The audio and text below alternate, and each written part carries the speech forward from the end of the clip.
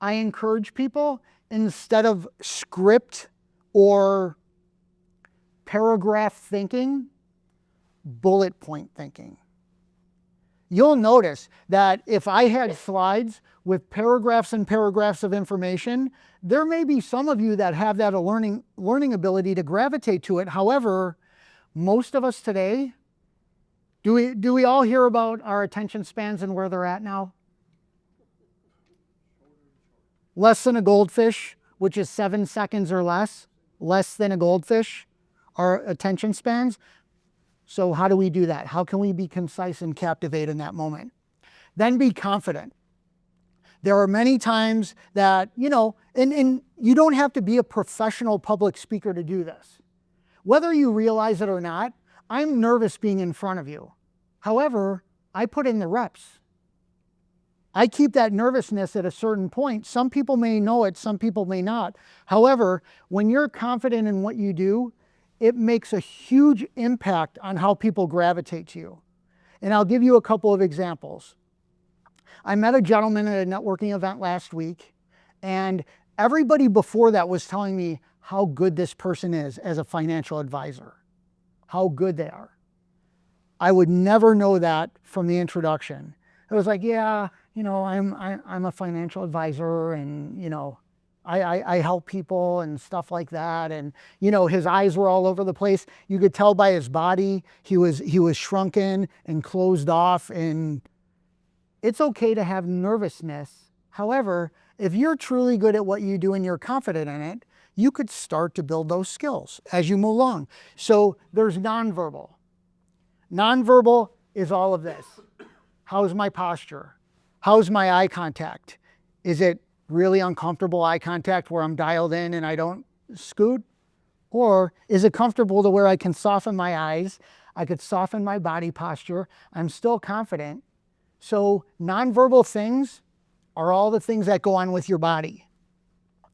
When it comes to your face, most of us have what everybody would call automatic facial expressions. They're called micro expressions. These are the things you can't really help. Like when you're shocked or surprised by something, sometimes those things aren't controllable, but everything after a micro expression is. So how do you appear? Does your face and your body match your message? Then there's behavioral. All of you are pretty chill in the room right now. Am I talking too fast? Am I talking too slow? Okay, I just purposely slowed that pace because I said you were all chill, and I did that intentionally. So matching the energy of the people around you is also a thing. Now, with behavioral, if somebody's on a 10 and they're nothing but high energy, you may not want to meet them at a 10. You may want to dial it down a little bit to an 8. If somebody's at a 2, you don't want to come in at an 8. You could come in at like a 4. So the way you match your behavior and your energy, be clear, be concise, be confident. What did you think about these presentation tips? Helpful? Yes. Okay. All right. Now we get to the point to where you're really put on the spot. You have a short period of time, 10 seconds. This is where the shorter the time frame, actually, the more difficult it is for people. You might think the opposite. It's true though, because we are self-absorbed and because we want to be as compelling as possible. Now if we get down to 10 seconds, this is where you just get to simple bullet points. Either something quick about how what you do benefits others, what problems you solve, or just the outcomes of it. I help people, as a banker, I help people save money in a more strategic way, whatever that looks like. So here's an example of things I encourage you to stay away from and things I encourage you towards. And you'll notice the difference in this. So I use myself as the first example. I'm a coach, consultant, and trainer. I could take that 10 seconds or that short period of time and make it more compelling. I help people achieve next levels through transformative coaching, skills training programs, and educational speaking events. 10 seconds or less, I can get that done. Now, people who are in a service industry that there's a lot of people, realtors, bankers, anybody in the finance world, anybody in the medical world, when there's a lot of us out there doing things, how do we have ourselves stand out a little bit? So I use the example of insurance and financial planning. When you say I do to something, that's immediately disengaging. I do commercial, and I do residential, and I also do family stuff, and I also do, and I do, and I do, and I do. So instead of I sell insurance or I do financial planning, I provide peace of mind when it comes to protecting loved ones and their possessions. It is what you do. It's just a little more of a compelling way to say it in a very short period of time. I have a lot of experience. I spent well over 20 years in the beauty industry in several different areas. And within that time in the beauty industry, that's where I find the people that are like, I'm just a hairdresser. Again, not sounding too confident. I do hair. Well, really what they do is they create customized hair designs that enhances people's natural beauty. Sound a little bit better? Would you be more compelled to schedule a reservation with that person? Probably, if that's what you needed out of that service. How'd y'all feel about the 10-second example? Creating your 30 to 60-second pitch, that can be challenging. Creating a really dynamic 10-second pitch, it's going to be more challenging. Just be ready for that. It's harder to do. I would be remiss if I didn't share with you the cautions around these things too. The first thing is, Mario brought this up earlier, the rambling and the overlisting. I do this, and I also do that, and I can do this, but I really don't do that. So the overlisting can be what you do or don't do, and some people even combine both. Well, I really don't do commercial, and I really don't do this, and I don't do that.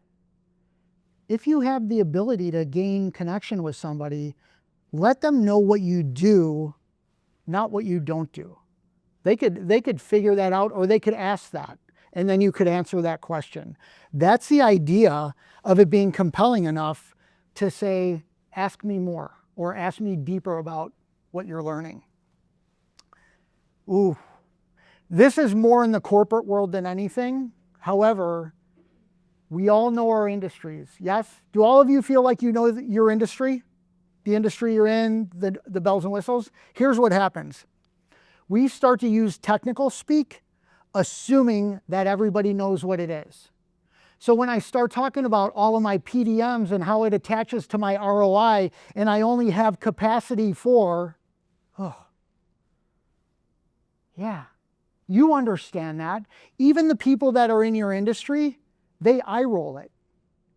There are even terms out there that are now more disengaging than they were engaging at the beginning. One of them is game changer. We've heard that so much. It's like, yeah, this is another game changer. So if we could stay from technical or assumptive speak, just assuming people know what we're talking about, the better. When I had a speaking coach years and years ago, one of the first lessons I learned was, if you can explain things to a 5 to 6-year-old in a way that they could understand, that's what you could be doing with adults. There's a lot of truth to that. There is some nuance that we have to evolve and adapt to. However, that's just it. Can you explain it to somebody who knows absolutely nothing? The disrespect of people's time. If I were to start late today, which I don't do, that's disrespect of your time. When you have the ability to engage with somebody and you're disrespectful of their time. If Brittany said, okay, everybody has no more than 30 seconds to introduce yourself, and then somebody gets up there and tells this long drawn out story, I know, and because I read bodies for a living, everybody else in the room is rolling their eyes and they're like, come on, please, just do what Brittany said. Give me your name, give me your company, that's it. And then, people go on and on. So disrespect the time. Your introduction. I'm not talking about a craft talk, which you may have more time, and I'm not talking about a conversation. I'm simply talking about an introduction. This is not the time to tell stories. You know, I also had this client that had this problem, and here's how I solved it. There is a valuable time and place for that. It's not within your 30 to 60 second pitch. Thoughts on the traps? Anything stand out to anybody? No? Okay. Take a look at the people around you. If it's the person in front of you, pay attention. What are you noticing? Because your body language and facial expressions have half to do with it. What's the reaction like? Are you really paying attention to the other person? Are you engaged enough to where you're not in your own world? And I could really pay attention and say, you know what? I'm already losing them. I'm going to stop talking. Now, fortunately, and maybe you're just being nice, none of you have been giving me that look yet. Give me a few more minutes and I might start reading that in the room.